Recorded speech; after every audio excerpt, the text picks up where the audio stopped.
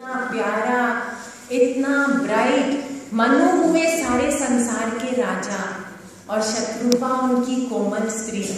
मनु और शत्रुपा और उनकी गुणवंती स्त्री शत्रुपा।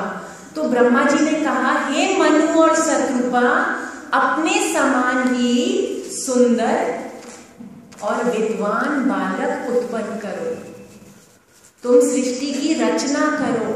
मनु और शत्रुपा ने कहा, जो आज्ञा प्रभु, लेकिन हमारी भावी प्रजा रहेगी कहाँ?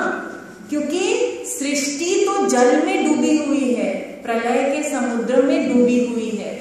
जब प्रलय आती है ना, तो सारी सृष्टि डूब जाती है।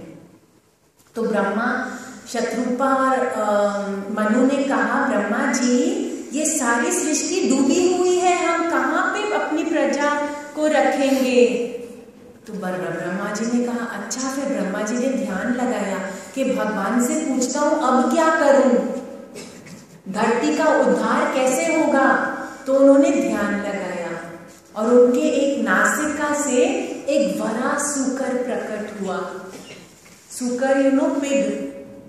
भगवान कोई भी रूप धारण कर सकते हैं, क्योंकि उनको सृष्टि का उद्धार करना है ना। तो जो पिग होता है बड़ा, उसको धरती से बहुत प्यार होता है, हमेशा सू सू सू धरती में घुसा रहता है। तो धरती को खोजने के लिए भगवान ने सूकर अवतार धारण किया। बोलो बड़ा अवतार की जय। भगवान तो सारे रूप धारण करते हैं जैसी जैसी आवश्यकता होती है।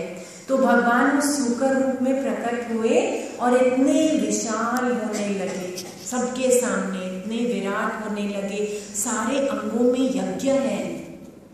ये सूकर इतना दिव्य है, इतना डिवाइन है, सारे देवता फूल बरसाने लगे और ये सूकर सू सू करके धरती का गंध है, धरती का है गंध, तो वो नासिका में से प्रकट हुए, ब्रह्मा जी की नासिका में से, और वो धरती को ढूंढने के लिए नीचे रसातल में गए और वहां पे उन्होंने धरती को ढूंढ निकाला और अपने दिव्य दांतों पर उठाकर धरती माँ को वापस ले आए। और रास्ते में एक राक्षस ने उनको अटैक करने की कोशिश की।